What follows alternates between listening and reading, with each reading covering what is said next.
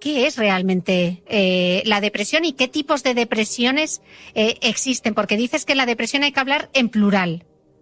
Bueno, claro, es que existen varios tipos de depresiones y de cuadros depresivos, Cristina.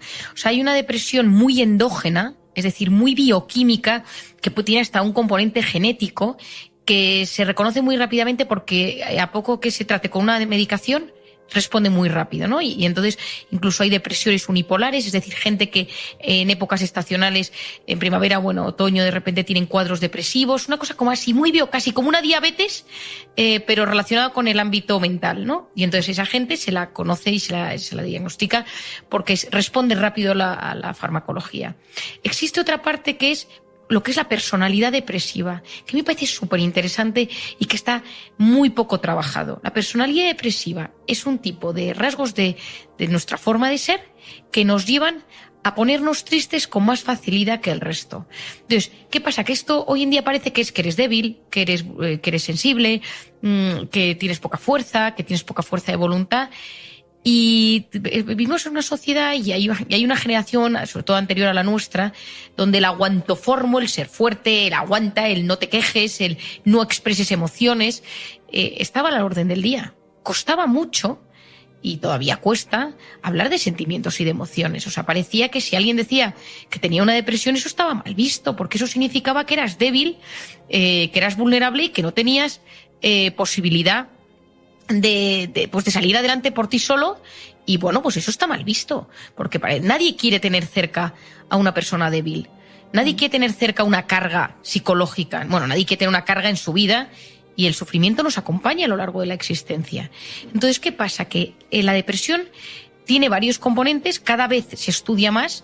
Yo soy muy poco dada a explicar la depresión como una alteración monoaminérgica de la serotonina en los núcleos sinápticos. Perdona que te utilice este lenguaje y siento a los oyentes, pero cuando yo estudié la carrera, o sea, es una cosa súper triste, ¿no? O sea, que si la serotonina entre las neuronas, en los núcleos entre las neuronas, y que si es muy alta o muy baja. O sea, es muy pobre este razonamiento. Es cierto que los tratamientos enfocados a la depresión han ido siempre a esos núcleos y a la sinapsis entre las neuronas, que si la serotonina, la dopamina, la noradrenalina, pero eso es una teoría muy pobre, que existe, pero que yo, en mi opinión, no coge más que un tercio de la gente.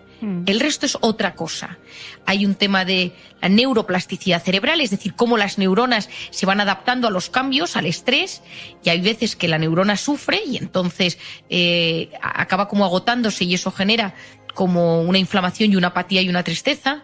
Hay un componente bioquímico de muchas más hormonas, de muchas más sustancias, y que esa inflamación de la que me gustaría hablar, Cristina, porque me parece muy interesante. Si nosotros vivimos estados de estrés mantenidos, reales o imaginarios, cuidar a mi pareja porque tiene un cáncer y estoy agotado, un trabajo estresante, los niños en una sociedad pues donde tener hijos es casi un deporte de riesgo porque tienes que llevarlos, traerlos, el colegio. Es decir, a veces no es fácil compaginar la vida personal y laboral, ¿no? Las mujeres que tienen más tendencia a la depresión. Hace poco me hacía una entrevista. Yo decía que yo daba unas conferencias preciosas de 3 horas sobre la conciliación en la mujer de la vida personal y laboral. Y ahora que estamos cerca del Día de la Mujer, esto es muy interesante. Tuve mi primer hijo y no he vuelto a dar una. O sea, tengo un PowerPoint maravilloso, lo he vuelto a dar, una farsa, o sea, es muy bonito, pero la realidad es que con hijos la conciliación es compleja. O sea, quiero decir, es verdad que la teoría es muy bonita, que las mujeres nos desarrollamos profesionalmente, y a mí me encanta mi trabajo. No tengo 4 niños y es malabares en todo, en general. Entonces, ese estado de estrés mantenido va generando un deterioro que puede ser tanto inflamatorio como cambios en la neuroplasticidad cerebral, pero centrémonos en esa inflamación. Esa inflamación va cambiando el organismo y va generando que algunos núcleos del cerebro pues se van modificando y se inflaman. De hecho, hay terapias para la depresión que surgen de antiinflamatorios. No el ibuprofeno de toda la vida, pero parecidos. O, por ejemplo, si yo soy muy fan del omega 3 por su efecto antiinflamatorio, Y sabemos hoy en día que muchos tratamientos médicos que le pones, que le añades omega 3, mejora a la persona. Yo, por ejemplo, en mujeres embarazadas que tienes que medir muy bien el riesgo-beneficio de los antidepresivos, pues a veces dando un poquito más de dosis de omega 3, mejoran esa inestabilidad emocional. Y la alimentación. Hay terapias de alimentación para la depresión. Y esto es maravilloso. O sea, solo esto, o sea, te da para replantearte toda la depresión, ¿no? Pero efectivamente... De hecho, explicas en el libro que uno de los principales problemas que tenéis en el diagnóstico y en el tratamiento de la depresión es la falta de marcadores exactos que te permitan afrontarla de una forma mucho más personalizada. Pero que sí existe una posible solución y que sería la de medir unos marcadores inflamatorios en sangre, ¿no? La proteína C reactiva, PCR, que suena ahora muy a COVID, pero que puede ser también una forma de llegar al diagnóstico, ¿no? Bueno, claro, porque si esa depresión viene, por ejemplo, de eso que estamos hablando inflamatorio, si tú pides algunos marcadores inflamatorios, el TNF-alfa, la PCR, pero la PCR no está, que es que ahora de repente se ha puesto de moda la PCR, pero la proteína C reactiva de toda la vida de Dios, pues esa PCR, midiendo esos marcadores, uno puede observar que de repente hay una alteración y que el organismo está un poquito inflamado. Y entonces eso nos lleva a poder decir, oye, pues vamos a ir a enfocarnos un poco a lo antiinflamatorio. Es verdad que todo esto es muy novedoso porque en psiquiatría cuesta mucho, o sea, tenemos los psiquiatras y los psicólogos y los psicoterapeutas, etcétera, ¿no? Pero tú tienes a alguien que viene a terapia y lo fácil es darle una pastilla. Lo difícil es entrar en por qué ha llegado a ese estado, ¿no? Entonces yo defiendo mucho en terapia, pero esto requiere pues también tener tiempo, no tener miedo a abrir, ¿no? Abrir el paciente, ¿no? Yo muchas veces a los pacientes les digo, es que voy a entrar en el cuarto de máquinas de tu vida para ir arreglando y sanando esas pequeñas heridas o esos estados de incertidumbre que se han ido generando y que hacen que ese clic, es como ese botón de la alerta, lo tienes activado en 5 situaciones distintas, que hacen que tu organismo se vaya agotando de vez en cuando. Muchas depresiones provienen de estados de alerta permanentes. Muchos cuadros de tristeza provienen de vivir alerta durante mucho tiempo. Y esto lo he observado en consulta, que de repente alguien está luchando contra algo y de repente ese algo termina y uno dice, bueno, pues si estoy con una tristeza encima, digo, ya, es que es fisiológico. Tienes que pedir ayuda. Cuando eso se te va de las manos y ves que esa tristeza y empiezas a tener pensamientos demasiado negativos, te replanteas tu vida, ya no te apetece hacer nada. Cuando empezó la pandemia y nos confinaron, una de las cosas que yo dije fue, ahora es un drama lo que está pasando y este estado de incertidumbre, pero el día que nos dejen salir a la calle, va a haber gente que no quiera salir a la calle, va a haber mucha depresión, más que durante la pandemia en sí, o sea, durante el confinamiento en sí. Porque en el confinamiento está el estado de alerta.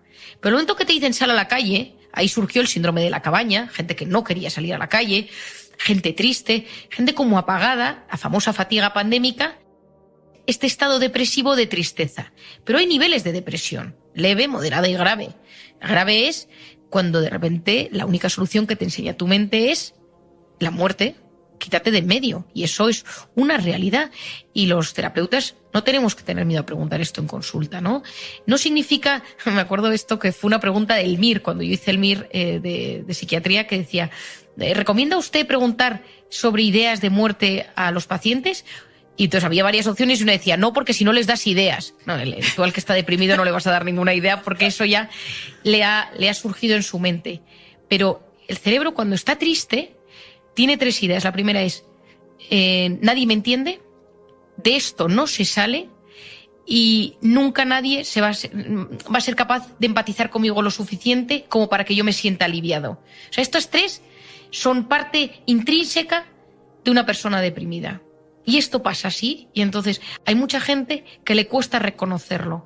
A mí uno de los temas que me gusta cuando doy las conferencias o audios o podcasts como este que estoy haciendo contigo, es que de repente alguien lo escucha y diga, o sea, que puede ser que yo tenga una depresión. Total. Que esto no solo sea que soy sensiblón o sensiblona o que tengo falta de voluntad, sino que puede ser que yo tenga algo más.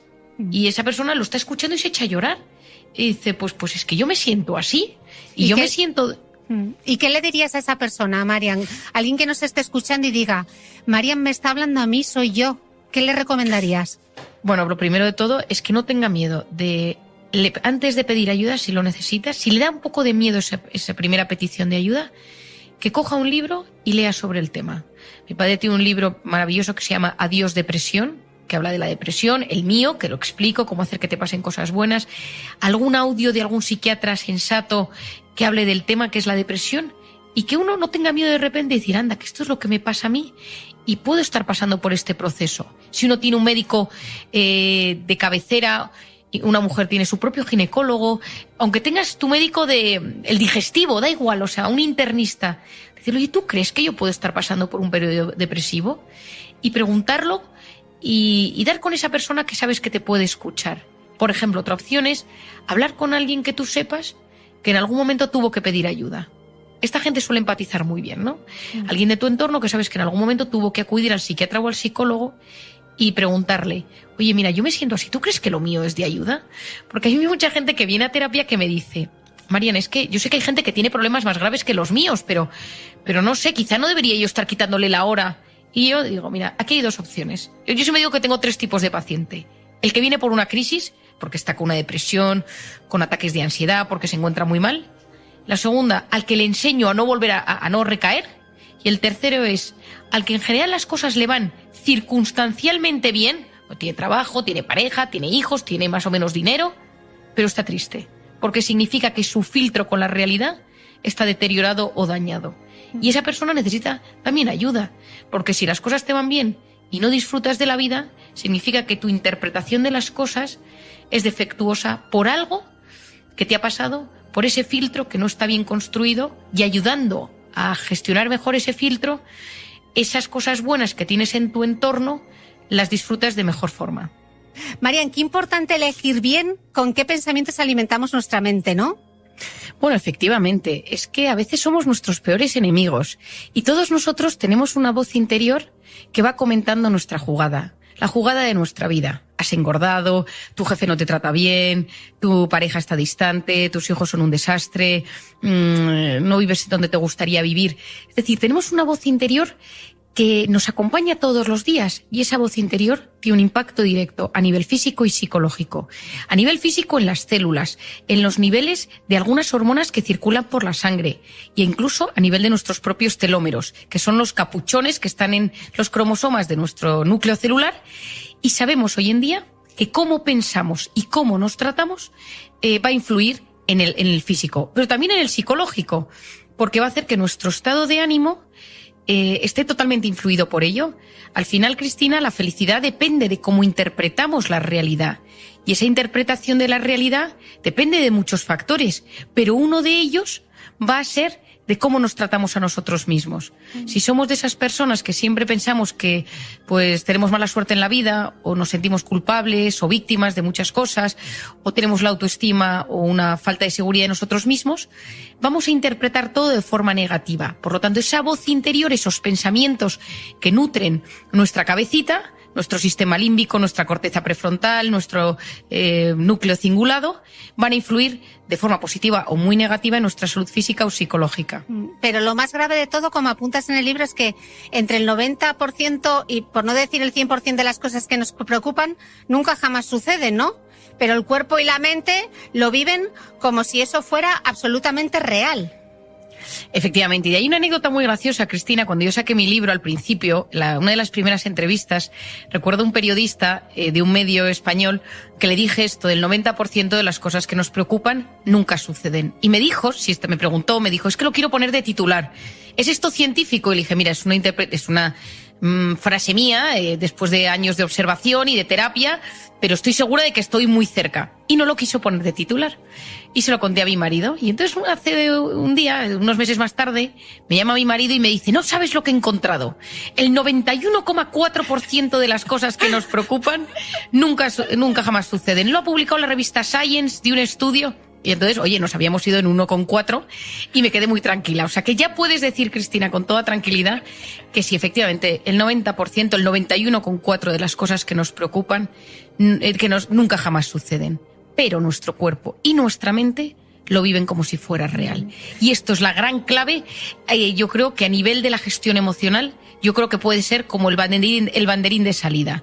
Sabiendo que si tú haces una lista de 100 cosas, 91 nunca van a suceder, pero te tienen inquieto y te van perturbando y te van enfermando día tras día.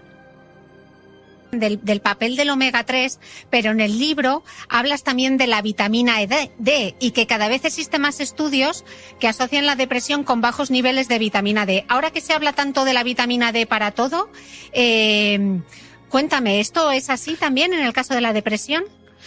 Pues mira, es que se empezaron a ver, como estaban todo el rato buscando y estamos buscando como alguna correlación analítica en los cuadros del estado de ánimo, pues buscamos y de repente se empezó a ver que mucha gente con depresión tenía falta de vitamina D y que potenciando y poniendo en niveles la vitamina D, la gente se sentía mejor de ánimo. A ver, tampoco hay que ser un lince para saber que en invierno estamos más tristones que en verano. O sea, esto es, y que de repente llega la primavera y llega la luz y nos encontramos mejor.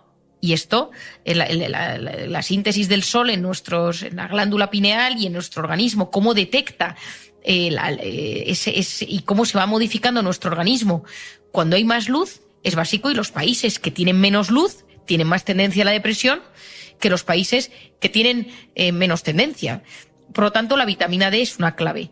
Pero lo que se ha visto es que que una persona que tenga depresión, yo siempre le digo que se haga una buena analítica, que se mida vitamina D, marcadores inflamatorios y tiroides.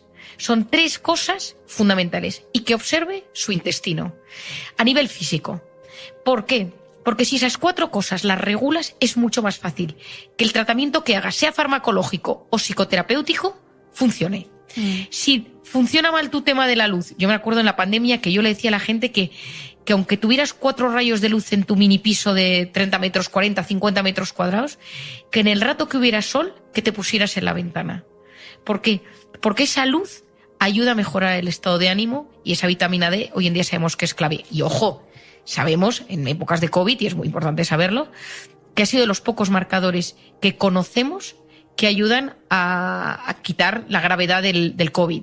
La gente que tenía mejores niveles de vitamina D tiene síntomas menos graves del COVID, por lo tanto, y si uno no tiene sol, porque no puede tener sol, que la tome. Que, gracias a Dios, tenemos la ventaja de que la vitamina D se compra en farmacias. La tenemos en el sol y si no en las farmacias.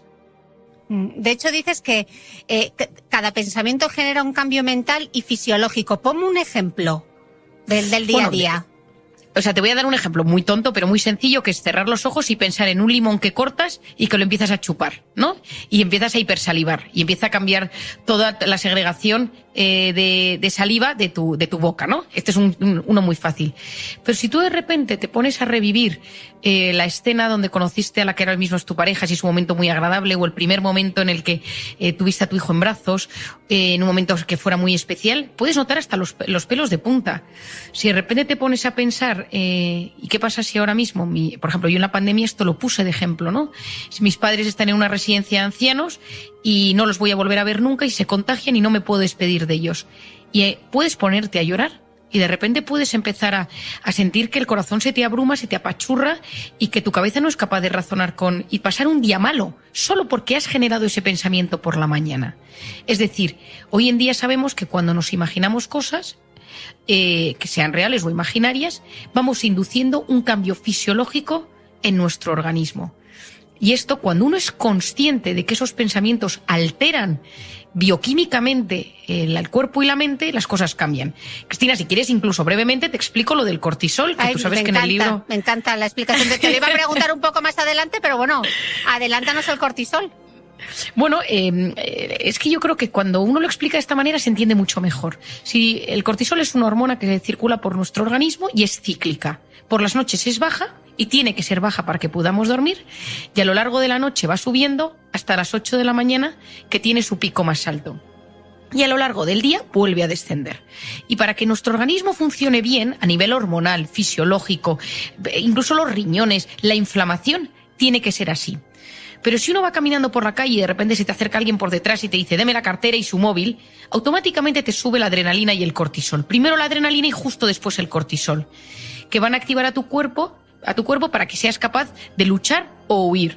Y por eso empiezas con taquicardia, que es que empiezas a movilizar sangre a los músculos para poder luchar o huir, taquipnea, que es meter oxígeno, y la glucosa y las grasas se empiezan a movilizar para que tú puedas hacer frente a ese desafío.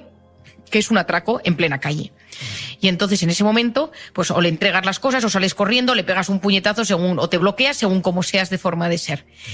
Y llegas a tu casa y se lo cuentas a tu marido, se lo cuentas a tu madre y le cuentas lo que te ha sucedido, pero todo el día estás alterado. Y ese pico de cortisol es necesario que sea así y va a generar, aparte de esas taquicardias y taquipnea, es que se te cierra el estómago. Porque uno cuando está en un momento de supervivencia se le olvida comer y entonces puedes tener un cuadro diarreico o un estreñimiento de retención.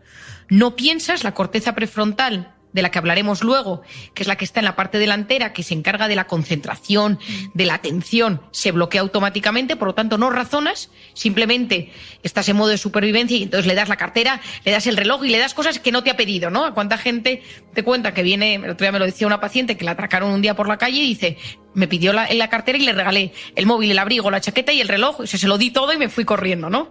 Es decir, en ese momento no razonas y no piensas.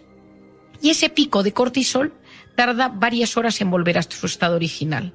Pero si tú un día vuelves a ir por la calle, por esa misma calle donde te atracaron, y empiezas a caminar y dices, ay Dios mío, aquí fue donde me atracaron, y te pones en modo alerta por la posibilidad de que te vuelvan a atracar, se activa el cortisol. Y ese es el quid. Es decir, hay cosas en esta vida que han significado un trauma o que fueron un momento de alerta o que nos costó mucho gestionarlas, pero nuestro cerebro, cuando se acerca a algo similar, activa el modo alerta, aunque esa amenaza no esté presente. Yo en terapia esto lo trabajo muchísimo, Cristina, porque yo yo siempre le digo a mis pacientes, vamos a hacer un camino de superación. Y hacemos una lista de 5, 6, 7 cosas que queramos superar. Pues la relación con mi ex, los miedos, las fobias, el problema con la alimentación que tengo, pues la vulnerabilidad o la sensibilidad o mis problemas de concentración. Y una de las cosas que digo es, ¿cómo eres tú? ¿Por qué eres así? Comprenderte. Y la tercera, digo, hagamos una fase de aceptación y de perdón, perdonarse a uno mismo y perdonar a los que te hayan hecho daño. Y en ese momento de comprensión, les hago escribir en un papel hechos que a lo largo de su vida hayan podido desencadenar ese estado de alerta. Pues si, por ejemplo, yo hablo, si quieres luego lo podemos citar, pero si no te lo digo de forma breve, las personas. Hay gente que las famosas suegras, que son un concepto mitológico, que antes de ver a la suegra, durante el rato que estás con la suegra y posteriormente estar con la suegra, hay cambios físicos y psicológicos en la mente. Yo tengo una suegra maravillosa, pero es cierto que he oído historias terroríficas sobre suegras. Y entonces, antes de ver a la suegra, tu cuerpo está de una manera durante el tiempo y posteriormente. Pero solo con pensarlo, sea el jefe, sea tu amante, tu pareja, tu hijo, tu yerno, tu cuerpo se va modificando. Y hay veces que son hechos reales y otras veces que son cosas que tú te estás maquinando en tu cabeza y que te hacen mucho daño. Y siguiendo con ese cortisol, claro, en un estado de alerta, ¡pum!, tienes un pico de cortisol. Lo malo es cuando vives en estado de alerta constante. Yo lo llamo en el libro la intoxicación de cortisol, es decir, la hormona que circula por tu sangre es el cortisol. Y eso lo que te hace es enfermarte. Es decir, una cosa es el momento de alerta y otra cosa es la cronificación de ese estado de amenaza real o imaginario. Y ahí entramos en los problemas físicos, migrañas, problemas de tiroides, colon irritable, vértigos, que se te duerman las manos, inflamación, importantísimo, problemas gastrointestinales. Y a nivel psicológico, problemas de sueño, irritabilidad, fallos de concentración, depresión. Y a nivel conductual, el aislamiento. Mucha gente, tras esos estados crónicos de estrés, tienden al aislamiento y que no quieren ver a nadie. María, justo has mencionado el tema del intestino y en el libro ahondas bastante sobre la microbiota y la relación con la depresión. Dices, de hecho, que claro, que entre el 90% de la serotonina del cuerpo se produce justamente en el intestino y que ahora se está prestando especial atención a la relación causa-efecto entre ciertos cambios bruscos en la flora bacteriana y alteraciones del estado de ánimo en la conducta de los pacientes. ¿Qué sabemos? Desde que escribiste el libro, ¿hemos avanzado algo más en esto? Bueno, yo te cuento una anécdota divertidísima, Cristina, sobre este tema. Yo hace 5 años o 6 años empecé con el asunto de la microbiota porque empecé a leer muchísimas cosas y yo siempre estoy intentando, pues como los telómeros, ¿no? Me puse a estudiar los telómeros a mis pacientes antes y después de la terapia, a ver si incrementaban los telómeros al hacer psicoterapia y sanar sus heridas, etcétera. Y en uno de estas, pues empecé a leer muchísimo de la microbiota y pues un instituto de investigaciones muy prestigioso me llamó y me dijo: oye, Marian, me encantaría hacer un estudio contigo sobre este tema. Y entonces me pareció la bomba y dije que sí, me mandaron todo el kit y lo que tenían que hacer mis pacientes, yo les hacía todo el análisis psicológico y les pedía una muestra de heces. No lo conseguí, Cristina. Los pacientes no me traían sus heces, porque cuando le preguntaban a su psiquiatra o a su médico de cabecera y le decían: oye, es que mi psiquiatra me pide heces, me decía: mira, no te fíes de esa psiquiatra. Cuando a su médico digestivo le decían: la psiquiatra me ha pedido una muestra de heces, que la psiquiatra te ha pedido una muestra de heces. Entonces, solo conseguí una muestra de hez en 1 año y medio. No conseguí que nadie me los trajera porque a la gente le parecía rarísimo que yo me estuviera interesada pues en ese aspecto tan escatológico de su organismo. Y no había forma. Y entonces, con toda la pena de mi corazón, al cabo de 1 año llamé al estudio y les dije que no podía entregarles las muestras y que no podía participar en el estudio. Pero la frustración fue tal que lo empecé a investigar por mi cuenta. Hablé con una internista, un laboratorio, una empresa de probióticos y empecé a investigar y a leer sobre todo, ¿no? O sea, a leer todo lo que había escrito. Entonces, te lo explico, Cristina, como para que... A lo Barrio Sésamo. Sí, para Barrio Sésamo. No, encima a mí me gusta yo, como cuando le explico a mi hijo de 5 años la inteligencia emocional, ¿no? Pero es verdad que es un tema, si lo explico bien, la gente, yo creo que, y los oyentes lo pueden entender muy bien. Todos tenemos una luz en el aparato intestinal y esa luz del aparato intestinal tiene las vellosidades intestinales, que son como unos pequeños salientes donde se absorben los nutrientes, y luego tienes la flora, que todos conocemos, que es la famosa microbiota, que es un conjunto de microorganismos buenos y malos que van a tener un impacto brutal en el organismo, brutal, o sea, no un poquito, no, brutal. Y luego está lo que uno va comiendo. Pegado al intestino hay 2 componentes fundamentales. Uno es el sistema nervioso, es decir, quien no ha tenido una cita romántica y minutos antes su tripa pues le ha jugado una mala pasada y se ha tenido que ir corriendo al baño o un examen, y porque el intestino es el segundo cerebro, o sea, hay un impacto automático de cada emoción en el aparato intestinal. Y por otro lado hay pues vasos sanguíneos, porque lo que comemos se absorbe a través de esas vellosidades intestinales y pasa a la sangre. Lo bueno. Pero tú imagínate que vives en un estado de estrés mantenido. Hemos hablado que si tú vas por la calle y te atracan y te ibas a comer con una amiga, ya no comes, porque tienes el estómago cerrado y no te apetece comer, porque eso ya tiene un impacto directo. La motilidad intestinal se modifica en un estado de estrés mantenido. Los intestinos ya no se mueven igual. El cortisol segregado de forma constante modifica los microorganismos de la luz intestinal. Entonces tú comes algo, está llegando la comida, con las enzimas se van cambiando esos nutrientes y llegan esos famosos microorganismos que van a ayudar a digerir de forma sana. Unas cosas se van a las heces y otras entran dentro de la sangre. Pero como se han modificado esos microorganismos, de repente pues empieza a haber fermentación. ¿Qué pasa cuando tenemos bacterias buenas, malas, virus buenos, malos? Se forma esa fermentación que no dejan de ser gases. Y empieza esa famosa hinchazón abdominal o esos temidos gases.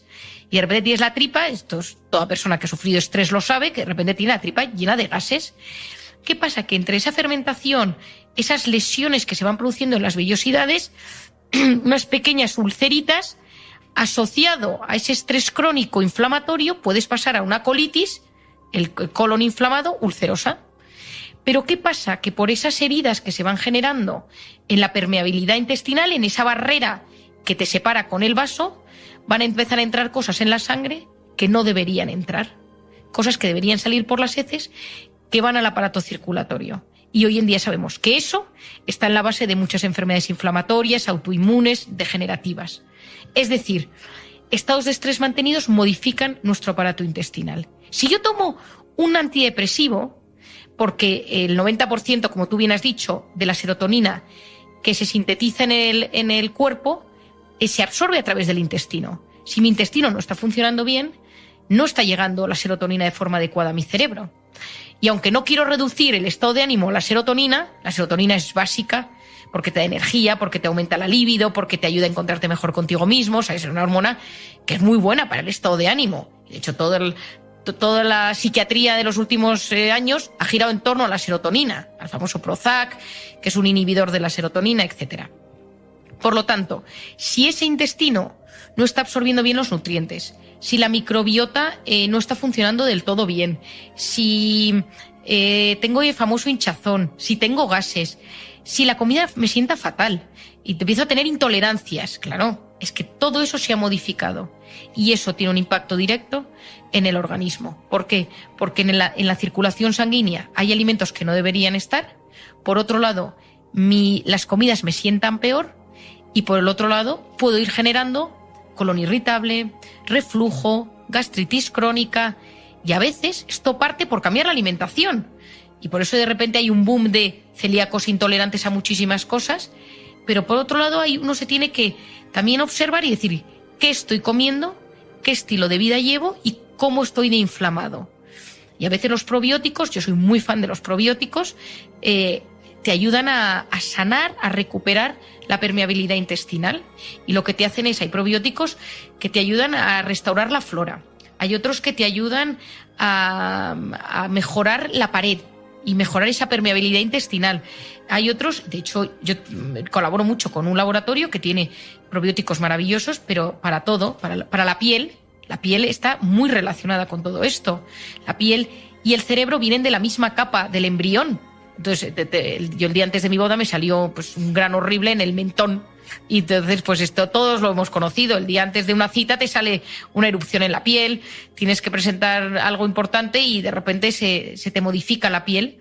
Pues hoy en día sabemos que hay probióticos que están incluso, que mejoran los problemas de piel, los problemas digestivos, por supuesto, temas de fertilidad, Cristina, porque cuanto más cortisol, peor funcionan los estrógenos y la progesterona. Entonces, aparte que inhibes la libido, si tu cerebro percibe que estás en estado de alerta, no es el momento para tener 24 hijos, porque tu cerebro detecta que estás en un momento de peligro. Y por eso hoy en día hay tantos también problemas de fertilidad. Y se ha visto que modificando dietas mejoras el grado de inflamación y tienes más riesgo, más posibilidad de poder quedarte embarazada. También hablas en el libro de la relación de la microbiota y la enfermedad del Alzheimer, ¿no? Que está muy relacionada con la inflamación y que puede estar influida por la microbiota, ¿no? ¿Qué se sabe de esto? Bueno, pues es que hay unos estudios impresionantes sobre microbiota y enfermedades neurodegenerativas, tipo Parkinson también, por ejemplo. Entonces, es cierto que muchas de estas enfermedades, cuando empiezan, frenarlas es complicadísimo, pero si uno las trabaja desde un primer momento puede mejorar. Ten en cuenta que la gente, por ejemplo, que tiene estreñimientos crónicos sufre mucho, la gente que tiene problemas de colon irritable sufre mucho, o sea, el aparato intestinal demarca mucho también la personalidad y el carácter. Y sí, efectivamente, cada vez hay más estudios, sobre todo en los últimos 2 años, hay un boom, a mí me apasiona leer sobre el tema. Y yo en consulta lo potencio mucho, porque si yo estoy haciendo un tratamiento integral a la persona que tengo delante, no puedo dejar apartado su intestino. Y entonces intento apoyar, sin hacer lógicamente, porque yo no hago colonoscopias, pero a veces hay pacientes que vienen con su médico digestivo con un diagnóstico y potenciando la parte digestiva haces que, por ejemplo, la absorción de los fármacos sea mucho mejor y que la persona se sienta muchísimo mejor. Hablabas antes, estábamos con los probióticos, con la vitamina D, y al comienzo nos estabas hablando del papel del omega 3 y lo fan que tú eres del omega 3, pero en el libro os das justo la recomendación de lo que hay que tomar, 1 o 2 gramos al día con la correcta relación. Claro, es que suplementos de omega 3 hay para dar a patadas. Como yo me conozco, los que nos están escuchando, pero ¿qué omega 3 recomienda? ¿Pero en qué nos debemos fijar? Bueno, que sea en esto soy súper estricta, que sea lo más puro posible, Cristina. Es decir, el omega 3 barato no es el que te tienes que tomar. ¿Por qué? Porque en el omega 3 hay que purificarlo muchísimo y cuanto más puro, más caro. Y esto es hay cosas en esta vida que, pues mira, te lo puedes comprar barato o caro. Pero no digo que sea un tema de dinero, digo que es un tema de calidad. Y la calidad en el omega 3 se paga. Es decir, si uno de repente dice, oye, pues yo he ido a un supermercado y un bote de 100 pastillas me ha costado 5 euros. Mal. O sea, porque eso significa que la concentración del EPA y del DHA, que son los dos componentes principales del omega 3, va a ser muy baja. Entonces hay dos maneras de tomarlo. Uno es por separado, es decir, tomar el EPA y el DHA por separado, y otro es tomarlo unido. En general, si uno va a la farmacia, hay 3 o 4 marcas que son muy buenas, que son conocidas internacionalmente hablando, pues desde Lambert, Enerzona, etcétera, que son muy puras y que trabajan muy bien. Y hay otra opción, que es tomarlos por separado. EPA y DHA, por ejemplo, el laboratorio Cantabria Labs, no es por dar publicidad a nadie, pero que los tiene muy ricos, o sea, muy buenos, muy sanos. Y entonces, estos dos componentes están enfocados, por un lado, el EPA a la inflamación, sobre todo trabaja más el ámbito inflamatorio, y el DHA a nivel de la membrana de las neuronas, las membranas celulares y la vista. Entonces, mi recomendación son las dos, pero es verdad que hay gente que cuando pasas épocas de más inflamación, que te notas más hinchado, inflamado, estresado, el EPA va muy bien si lo quieres tomar solo. Si no, yo lo recomiendo que siempre se tome unido y que se tome 1 gramo al día. En épocas de más estrés, que uno se nota inflamado. ¿Cómo sé que estoy inflamado? Porque me noto hinchado, porque tengo más gases, porque las articulaciones me duelen, porque me lavo los dientes y me sangran las encías, por ejemplo. Estos son síntomas de inflamación. Pues en estos casos tomo un poquito más, y en vez de tomar 1 gramo, me tomo 2 gramos. Estoy más tristón, estoy más apagado, noto que me falta como pues tomo un poquito más. Es decir, pero que tomemos, en mi casa se toma omega 3 todos los días, es decir, y en los niños pues, en jarabe o en gominolas. Es verdad que tiene más azúcares y esto es menos recomendable, pero hay algunos jarabes que no están mal. Y el tema es, ya no doy porcentajes porque depende de las personas. Mi experiencia es, yo cuando lo escribí en el libro puse un porcentaje, pero luego he visto, desde el que saqué el libro hace 2 años, que cada persona es su mundo. Pero sí recomiendo que sea lo más puro posible, que uno vaya a su farmacia y diga, quiero el mejor omega 3 que tenga usted, o el más puro, y que sea 1 gramo, que la pastilla sea 1 gramo, porque si no uno tiene que tomar muchas pastillas y es verdad que a veces para gente para tragar le agobia un poquito. Y es verdad que ayuda. No es la panacea y lógicamente no te va a salvar de todos los problemas de la vida, pero sí te va a ayudar a bajar ese grado de inflamación. Sí, pero en el libro haces una pequeña aclaración, y es que dices que no solo es importante tomar omega 3, sino que es más importante aún hacerlo en una proporción adecuada entre omega 6 y omega 3. Y te remites a un estudio del 2002, que la conclusión es que no vale de nada, porque como nos gustan tanto los atajos, no vale de nada ponerse ciega a palmeras de chocolate y luego compensar con el omega 3, ¿no? Porque somos muy dados a me suplemento, pero no hago cambios sustanciales en mi dieta, ¿no? Efectivamente, es que el omega 6 y todo lo que son los hidratos de carbono, el hidrato de carbono es un invento, vamos a llamarlo, donde mezclas azúcares con sal, y genera en el cerebro como una sensación de saciedad. Sube la dopamina, genera placer, pero luego genera necesidad de tomar más, ¿no? Sea pizzas, conocemos todo lo que son los hidratos y los procesados, ¿no? Estamos hablando de los ultraprocesados, que es una mezcla de azúcares, sales, y tienen un gran componente inflamatorio en el cerebro y en el organismo, y por eso sientan así de mal, pero generan esa sensación de bienestar. Cuando uno está triste, como tiene esa sensación como de apatía, el cerebro te pide pizza, el cerebro te pide comida basura, pero te lo pide. O sea, es como si un señor viniera dentro de tu cabeza y te dijera, oye, no me des brócoli esta noche para cenar, no me des un pescado a la sal. Dopamina. Dame dopamina, y entonces te tomas esa pizza, esa hamburguesa de 4 quesos con pan por arriba y por debajo, y sientes una sensación, eso sí, al día siguiente la tripa hace glu glu glu, porque estás con una sensación de hinchazón. ¿Por qué? Porque cuando uno está triste, está angustiado, está estresado, se siente vacío, se siente triste, como que siente un gran vacío existencial. O sea, los grandes vacíos existenciales se intentan llenar con ultraprocesados. O sea, esto es un clásico que se observa todos los días. Si algún oyente me está escuchando, que observe, ¿no? O sea, es verdad que fútbol no va con brócoli, porque no va con brócoli, va con ultraprocesado, pero hay momentos en la vida en la que uno se da cuenta que, mira, lo necesito porque no puedo más, porque he tenido un día muy malo y me lo merezco. O sea, es como, y me lo merezco. Y eso me inflama. Entonces, lógicamente, el omega 3 ayuda, como ayuda a la buena alimentación, pero muchas veces hay épocas en las que uno se tiene que poner serio y decir, durante 15 días me voy a poner a dieta antiinflamatoria. La CRI, que es la comida rápida inflamatoria, que son estos procesados, ayudan a que esté más inflamado y más apático. Y ser capaz de repente decir, oye, me voy a cuidar un poquito más y voy a hacer 15 días de dieta antiinflamatoria, ¿no? Y entonces uno dice, pues mira, voy a tomar pues, las famosas nueces, más fruta, más legumbres, el chocolate. Mira, yo soy una loca del chocolate. O sea, no creo que exista poca gente en el mundo que le guste más el chocolate que a mí. A mí. Y así, bueno, pues es que no, o sea, podríamos hacer un podcast del chocolate. O sea, es que es una cosa que no lo puedo resistir.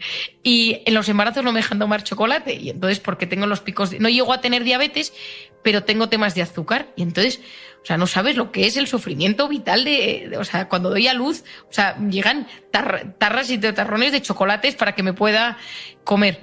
Pero en uno de ellos el médico me dijo, bueno, puedes tomar chocolate negro. Y entonces, claro, los que nos gusta el chocolate, pues el negro, pues no. Y empecé con chocolate negro y tal, y ya estoy en el 80%, ¿no? Y entonces lo he conseguido con el 80%, súper orgullosa. Yo solo negro.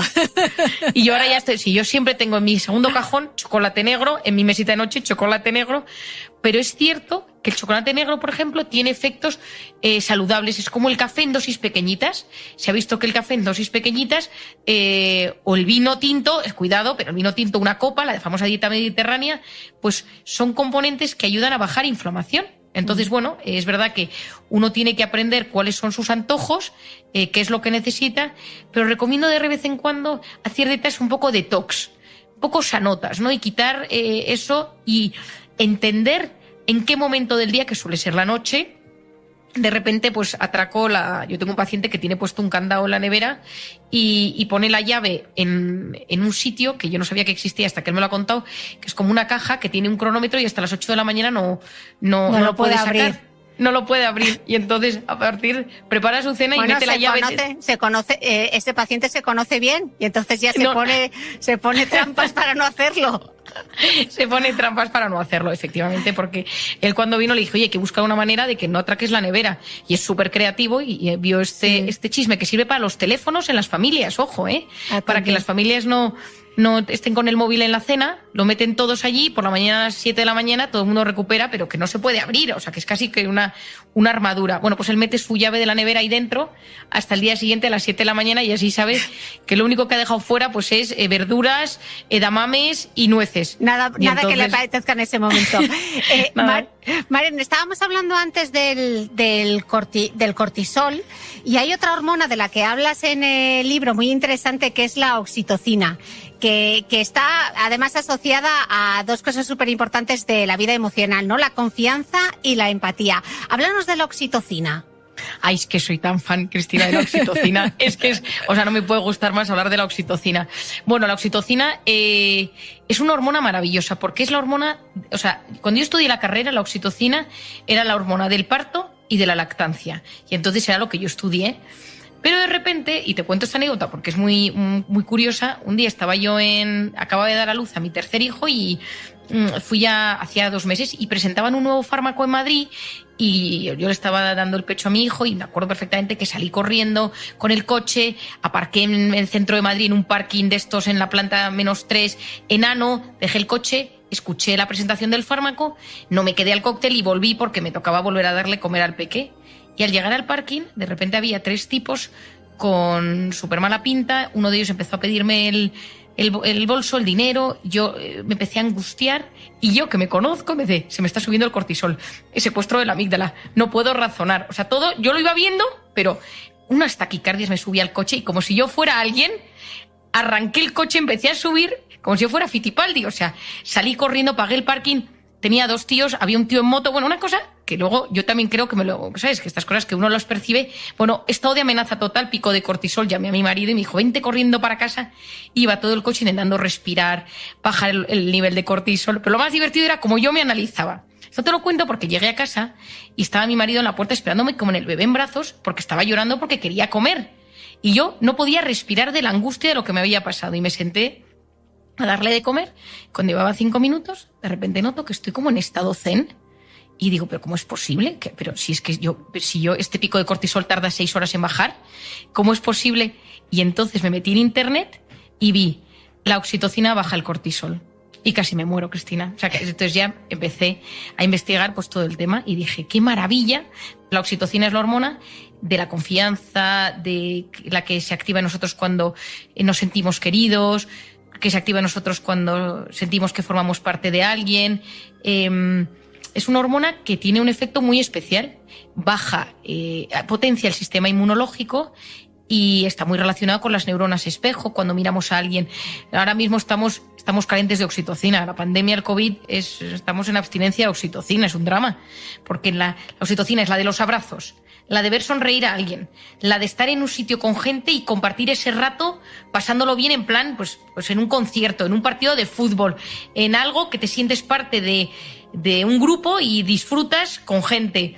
Es la que está presente, por supuesto, en las relaciones sexuales y tiene que ver con el orgasmo y con el vínculo y con cuidar a la gente. Y claro, estamos pobres de oxitocina, pero es maravillosa y es una hormona que hay que potenciar.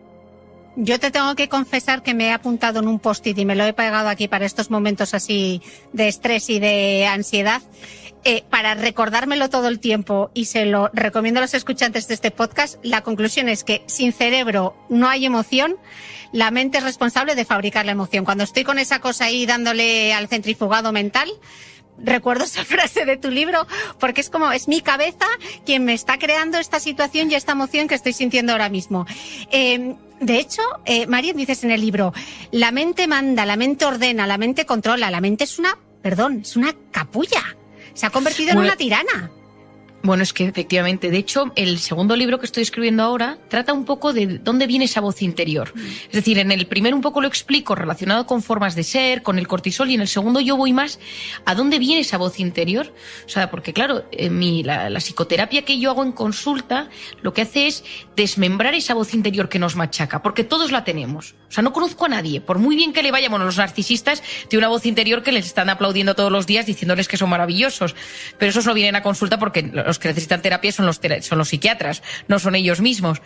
Pero todos nosotros tenemos como esa voz interior y ese cerebro y esa mente que nos hace mucho daño y que nos perjudica profundamente.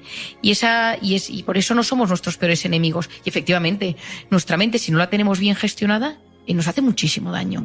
Y por eso creo que no hay nadie que esté libre de no tener que trabajar esto. Y esto puede venir de tu infancia, de cómo te hablaban tus padres, de cómo te sentías querido en el colegio, de qué lugar estabas entre tus hermanos y cómo era la relación con ellos. Porque allí nacemos casi como un libro en blanco en muchos aspectos y se van formando nuestra voz interior, nuestra manera de querer, nuestra manera de vincularnos. Y eso depende de una serie de factores que van surgiendo a lo largo de la infancia y de la juventud. Cuando esos ladrillos vienen un poco deteriorados, en la edad adulta, con factores de estrés, en una sociedad hiperestimulada donde los valores están cada vez más en desuso, uno se va rompiendo. Y entonces uno tiene la sensación de que la cabeza le exige, le pide, y lo que te da paz es el control. Entonces parece ser que donde únicamente te sientes en paz es cuando lo controlas todo. ¿Qué es lo que ha pasado en los últimos 10 años? Que el ser humano en los últimos 10 años se ha quitado de valores, se ha quitado de creencias y ha dicho yo puedo, hasta que ha llegado el COVID. Y el COVID te ha dicho, ¿has visto? ¿Te pensabas que lo controlabas todo? Pues ahora no controlas nada. Y el nivel de angustia es brutal. El nivel de angustia es brutal. O sea, el nivel de angustia es terrible porque nos han convencido en estos últimos años que lo podíamos todo con el control. Y lo que ha demostrado el COVID es que somos los tíos más listos y no somos tan listos, somos pioneros en todo y no somos pioneros en nada, y que de repente una cosa microscópica que solo se ve pues literalmente al microscopio ha puesto la vida en jaque. Y entonces yo siempre repetía al principio de la pandemia, Cristina, una frase que era: si no puedes salir fuera, métete dentro. Entonces, ya que no podemos salir a la calle, ya que no podemos ver a la gente, métete dentro y aprovecha para interiorizar, para profundizar, para trabajar tu interior. Y creo que es un momento terrible. Para mí es históricamente terrible, me parece que es lo más duro que hemos vivido muchos, hay gente más mayor que lógicamente ha vivido, pero la situación a nivel sociológico que todo esto está generando es terrible. Y Marian, ¿qué importancia tiene la carga genética en la configuración de la mente y en el carácter de las personas? ¿Es determinante o no tanto? No tanto. Claro que no. Antes se pensaba que sí. O sea, antes se pensaba que la genética lo era todo. Y hay una parte que es el temperamento y la otra es el carácter. Uno se hereda y el otro se adquiere.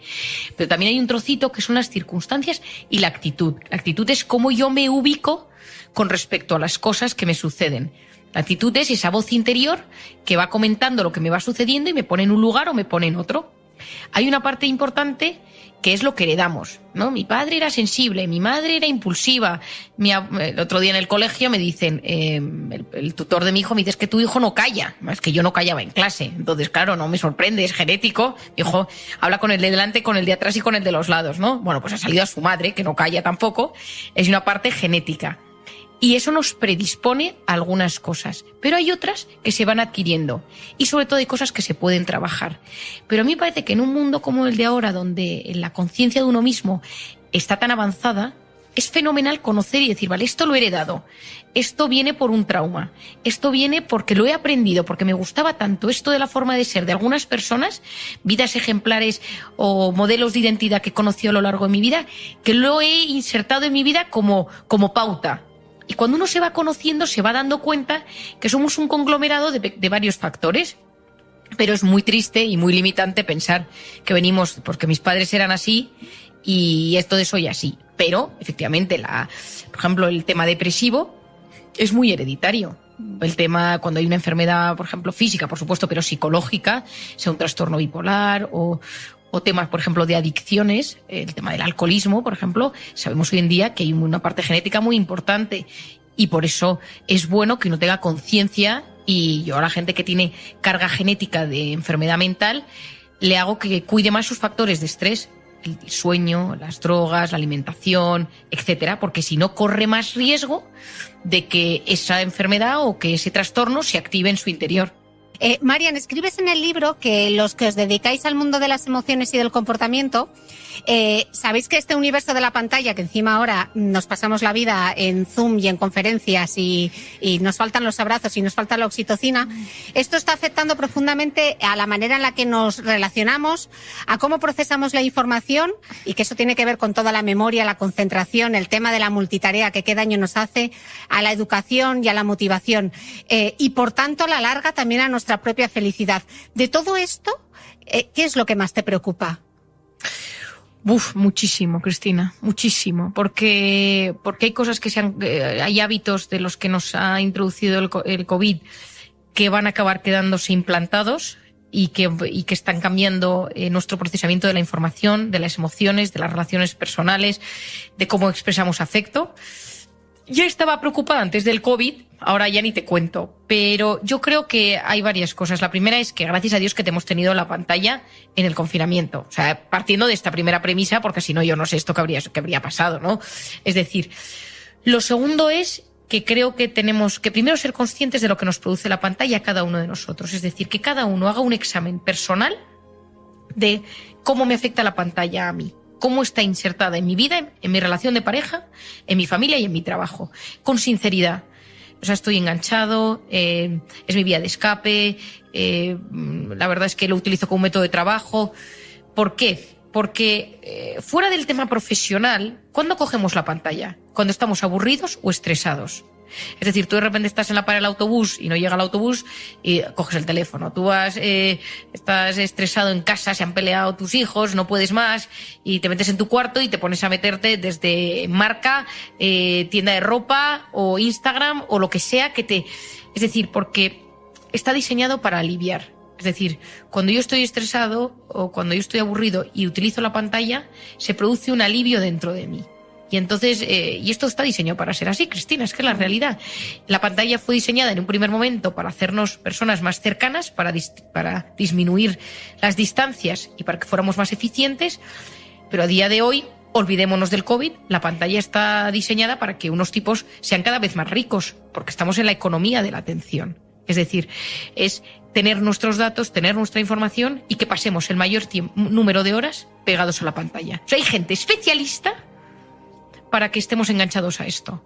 Antes, y yo lo he explicado por activa y por pasiva, pero en Silicon Valley y en Palo Alto, donde están los grandes de las telecomunicaciones, los hijos van a colegios donde no hay pantallas.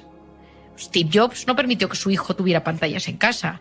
El director de la revista más famosa de tecnológica de Estados Unidos tuvo un problema de adicción a las tecnologías y tuvo que hacer tratamiento. Entonces, ellos conocen esto.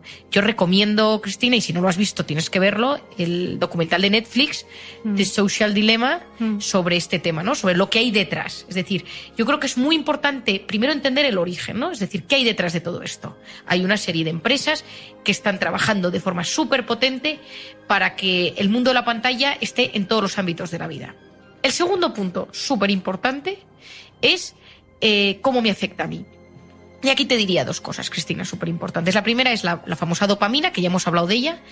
Cada vez que yo consumo cocaína, heroína, mantengo relaciones sexuales, veo pornografía, juego a los videojuegos, todo eso genera un pico de dopamina.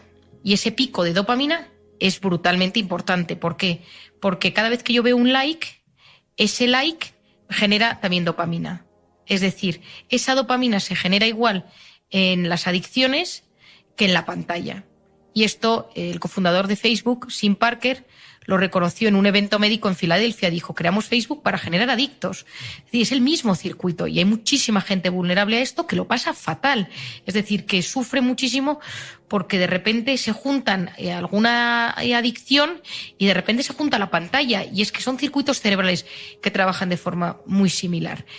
Y tanto es así que algunas adicciones a la pantalla o a la pornografía o a los videojuegos se tratan con medicación similar a la adicción a las drogas. Y por un lado es la dopamina. ¿Qué hace la dopamina? ¿Cómo actúa? En el momento que yo quiero consumir, se empieza a activar, estoy consumiendo el producto, sea una droga, sea la pantalla, sea la pornografía, sea el videojuego, tengo mi pico de dopamina, pero luego genera un gran bajón.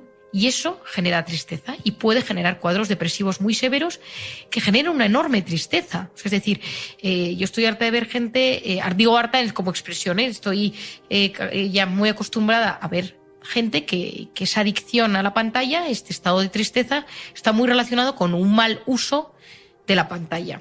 Y por el otro lado, viene el otro tema fundamental que hemos hablado al principio, que es mi famosa corteza prefrontal. Te iba a preguntar por ello ahora mismo, y la atención, que nos la contas, la atención. Y volvemos a explicarlo como decíamos tú de Barrio Sésamo, sí, ¿no? Sí, sí. Cuando un bebé nace, tiene su cerebro muy inmaduro. Y la corteza prefrontal, que es esa famosa zona de delante, es lo último que madura en el ser humano. Madura antes en las mujeres que en los hombres. Esto es muy importante. Por eso las mujeres son más maduras a los 15 años. Una niña, o sea, parece una señorita y ya te habla de todo.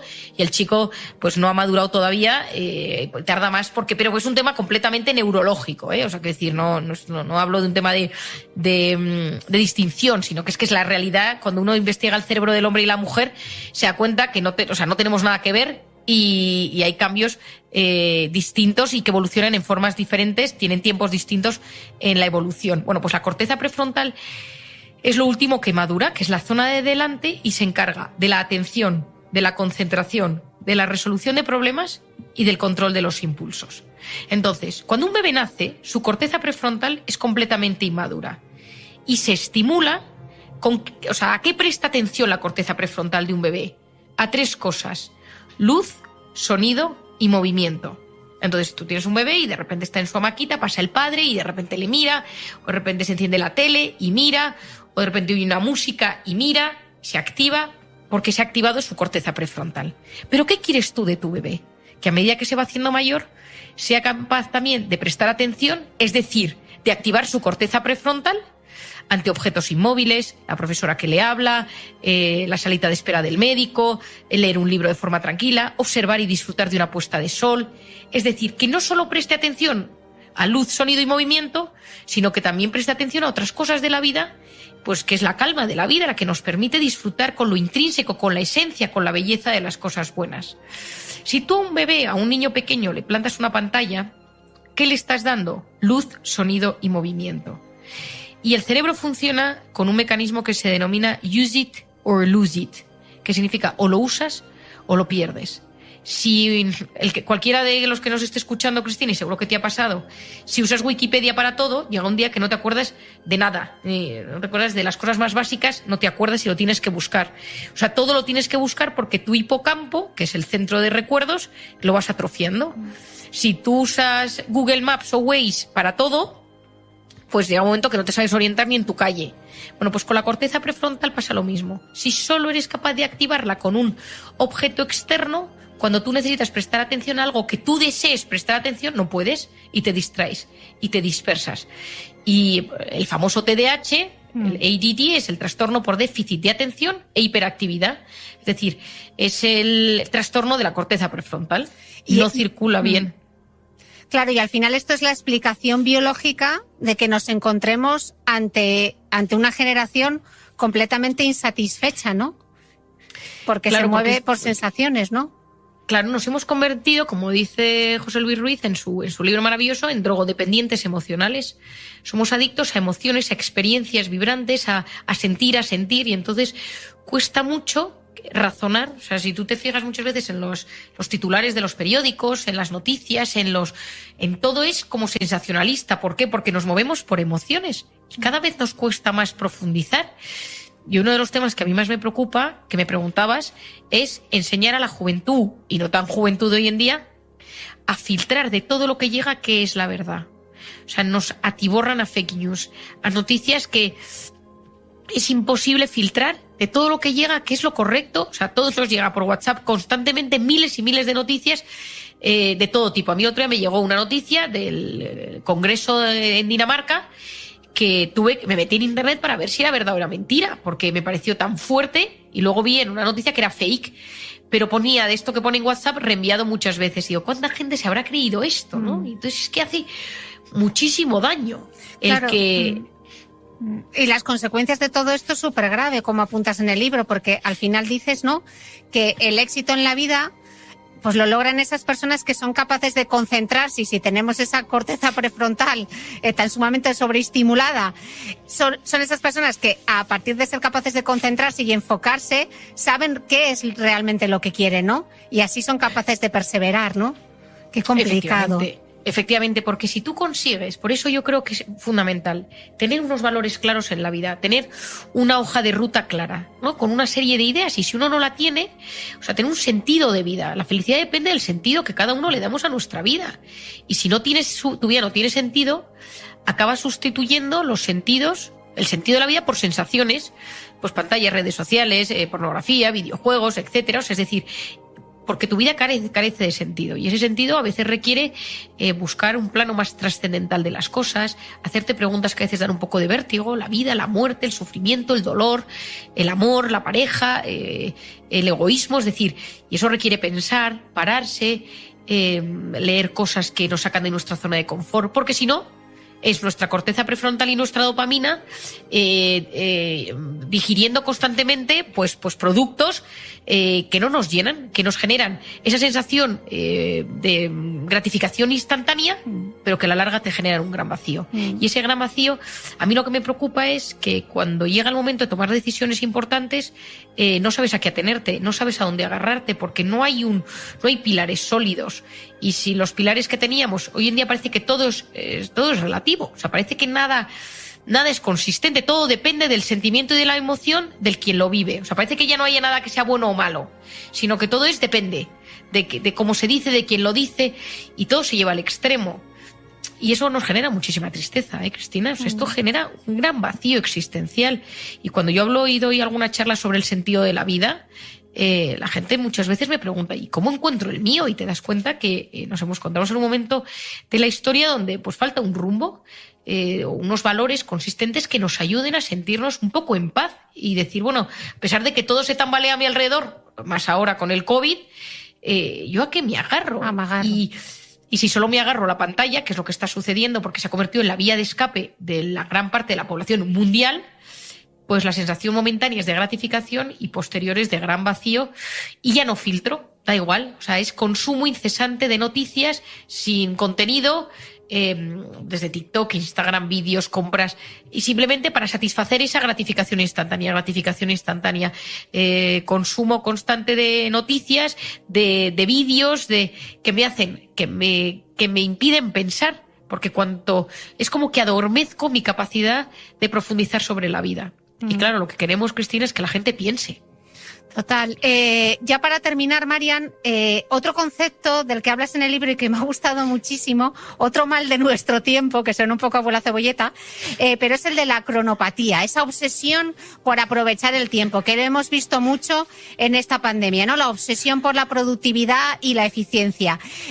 Recoges además una frase de Gregorio Marañón que yo no sabía, y es que la rapidez, que es una virtud, engendra un vicio que es la prisa. Buenísima. ¿Cómo nos afecta? La frase es para Es buenísima. apuntársela. La frase es buena. Cuando la leí, cuando escribí el primer artículo sobre la cronopatía, buscaba cosas y Gregorio Marañón me encanta. Tengo varias cosas, he leído mucho suyo y de repente encontré que había hablado de esto y me pareció la bomba la frase. Digo, bueno, es que no puede ser más redonda. Pero efectivamente yo recuerdo cuando empezó la pandemia que había unos horarios de 8 a 9 me meto en el Louvre online, luego hago una hora de cocina, luego una hora de pilates, luego hago una hora de clase de tai chi, todo esto desde casa y unos horarios, o sea, como régimen militar, y yo decía, bueno, que es que esto no es sostenible. De hecho, la gente empezó muy ordenada y luego la gente, o sea, no se quitaba el pijama durante el día, ¿no? Bueno, la cronopatía es la enfermedad del tiempo. La gente que no sabe o no conoce a nadie con cronopatía, esto me ha pasado ya, Cristina, que llevo hablando de esto mucho tiempo, me dice, ¿pero hay gente así de verdad? No me lo creo. Pero es que me pasó hace poco con un paciente que me dice, mira, lo único que de tu libro me parece que no tiene sentido es eso de la cronopatía, porque me parece que te has inventado ese concepto, no conozco a nadie así. Y le digo, pues no. Yo también. Que es esa necesidad constante de aprovechar los minutos. Entonces, yo cuento un caso en el libro, de hecho muy divertido, de unas hijas que trajeron a su padre, que los tenía por minutos, y entonces vinieron a hablarme las tres primero de su padre. Una tenía 25, 23 y 19, y vivían las tres con el padre en casa. La madre no vivía y el padre las levantaba los fines de semana a las 8, se iban a hacer deporte, volvían a ir al Museo del Prado, comemos con la tía no sé quién. O sea, no había un minuto de descanso, y entonces las hijas no podían más. Y entonces me trajeron al padre, y entonces el padre vino, le tomamos los datos y esperó en la salita de espera 10 minutos entre que yo recababa los datos y de repente me bajó y me dijo, ¿usted sabe que yo en 10 minutos lo que yo puedo hacer en mi trabajo? Y aquí en la salita de espera había otra persona. Bueno, me echó una bronca y yo ya lo sabía porque las ciegas me habían puesto en aviso, ¿no? Bueno, la gente en cronopatía vive alerta porque no puede perder el tiempo. Y es verdad que estamos en una sociedad donde hay un extremo que pierde el tiempo todo el día, pero hay otra parte que vive obsesionada por no perder ni un minuto. Y como bien decía Santo Tomás, pues lo bueno está la virtud está en el medio de las cosas, en poder encontrar el equilibrio entre los dos extremos. Y aquí el extremo es decir, oye, aprovechamiento del tiempo, pero también tener tiempo para parar. Es decir, para deleitarse con esto que hablamos de una puesta de sol, con una música, con una sensación como de placentera, pues de la comida, saborear la comida, poder conectar con mi interior, con mis recuerdos, pararme y ver un álbum de fotos antiguo que encuentro en la buhardilla de mi casa. Pero la cronopatía te impide eso porque todos los minutos tienen que ser productivos y eso genera estado de alerta. Y ya sabemos que estado de alerta es cortisol, intoxicación de cortisol, y eso me genera que uno es incapaz de disfrutar de la vida. O sea, yo conozco mucha gente con cronopatía que somatiza pues desde migrañas, tiroides, colon irritable o tiene problemas de sueño, que le cuesta muchísimo poder disfrutar porque toda la vida tiene que ser aprovechada, cada minuto, y no hay tiempo para pues fluir, dejar que las cosas fluyan y escuchar. Sé que parece muy romántico, pero el sonido de los pajaritos, ¿no? Observar a los niños pequeños como en un parque pierden el tiempo, que están jugando y están fomentando su creatividad, su asombro y están mejorando sus conectividades cerebrales, viene muy bien como terapia contra la cronopatía. Poder observar a esos niños que disfrutan. De la depresión, Marian, y en el libro dices que la depresión y la ansiedad son las dos grandes enfermedades del siglo XXI. De hecho, en España existen en torno a los 2,5 millones de personas que la padecen, y qué poco se habla de la salud mental, qué poco se habla de la depresión, ¿no? Bueno, yo creo que 2 millones era hasta antes del COVID. Yo creo que ahora mismo yo no conozco a nadie a nadie, o sea, no digo paciente, sino a nadie, que durante este último año no se haya roto un poquito por dentro, o sea, que no se haya tambaleado sus cimientos con síntomas de ansiedad o síntomas depresivos o de insomnio en este último año. Amigos, familiares, o sea, de decir, no puedo más, ¿no? Yo misma, en un momento dado, es verdad que yo tuve un bebé en plena pandemia y claro, o sea, es que era un momento, y tenía el COVID, yo lo estaba pasando en ese momento y era positivo, y entonces, dentro de que yo soy una persona que tengo las ideas bastante claras en las cosas, pero bueno, es que por dentro dices, oye, que es que esto es un tema muy serio, ¿no?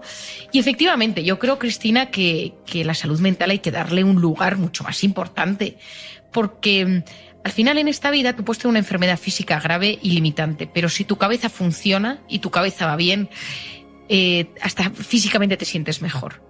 Pero cuando la cabeza te juega malas pasadas, cuando en una sociedad como la de ahora hay tantísimo problema de psiquiatría y de psicología, yo creo que hay que generar, pues, y haces muy bien en estos podcasts y te lo agradezco enormemente, o sea, darle visibilidad a un tema que preocupa a muchísimas personas. O sea, hay una parte muy grande de la población del primer mundo que toma medicación.